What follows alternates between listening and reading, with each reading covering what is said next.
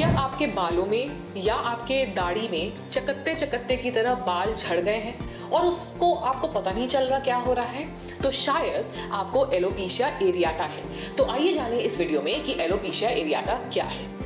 देखिए, सबसे पहले एलोपेशिया और एलोपेशिया एरियाटा डिफरेंट चीज है। एलोपेशिया एक ब्रॉड टर्म है जिसका मतलब होता है कि बाल झड़ गए। Alopecia areata is a specific type of alopecia जिसमें एक स्पेसिफिक पैटर्न होता है। गोलाकार में बाल आपके झड़ जाते हैं, चाहे आपके सर के बाल हो चाहे दाढ़ी पे हो, और उसमें कोई पेन इचिंग कुछ नहीं होता। कई बार लोग एलोपेशिया एरियाटा को फंगल इन्फेक्शन से भी कंफ्यूज करते हैं, बट उनमें बहुत डिफरेंस है।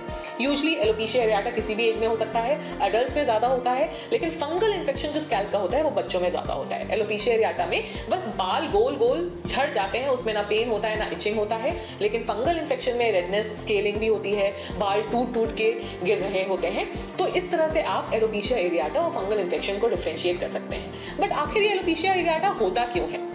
देखिए, हमारे बॉडी में बॉडीगार्ड वाले सेल्स होते हैं। वो सलमान खान वाला बॉडीगार्ड नहीं, जस्ट रूटीन सेल्स जो हमें इन्फेक्शन और एलर्जीज से बचाते हैं। कई बार ये सेल्स जो हमें प्रोटेक्ट करते हैं वो हमारे अगेंस्ट हो जाते हैं, तो रक्षक भक्षक बन जाता है और ये सेल्स हमारे बॉडी को हार्म करने लगते हैं। इस ग्रुप ऑफ डिसऑर्डर को बोलते हैं ऑटो इम्यून डिसऑर्डर। और अगर यही सेल्स हमारे हेयर को डैमेज कर रहे हैं तो हो जाता है एलोपेशिया एरियाटा।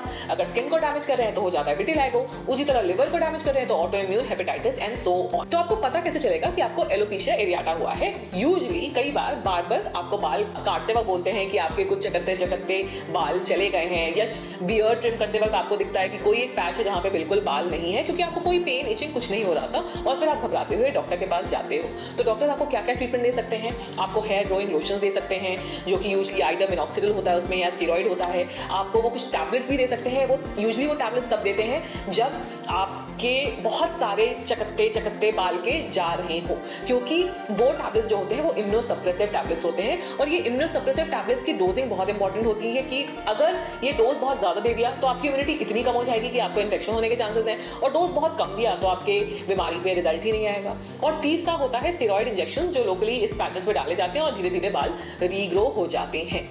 लेकिन आप कभी भी ये लोशंस का इस्तेमाल या ये टैबलेट या इंजेक्शन का इस्तेमाल खुद से ना करें। हमेशा डॉक्टर को लूप में रखें, क्योंकि स्टेरॉइड के बहुत ज़्यादा साइड इफेक्ट्स हो सकते हैं। अब बात करते हैं कुछ मिथ्स रिलेटेड टू एलोपेशिया एरियाटा जो अक्सर पेशेंट्स पूछते हैं। सबसे पहला ये है कि कोई कीड़े ने तो नहीं खा लिया। नहीं, जैसा कि मैंने आपको बताया, ये एक ऑटो इम्यून डिसऑर्डर है।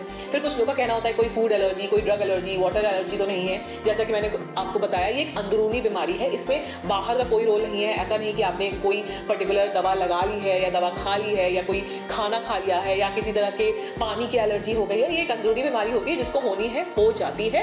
बॉडी एक बहुत कॉम्प्लेक्स मशीन है और मशीन में छोटे मोटे शॉर्ट सर्किट्स होते रहते हैं, तो घबराना नहीं है। इलाज अवेलेबल है, अपने नियरेस्ट डॉक्टर के पास जाएं और इसका ट्रीटमेंट लें, और चाहें तो हम लोग से भी कंसल्ट कर सकते हैं on the number mention below. That's all for today guys. Till the time, be beautiful, be influential.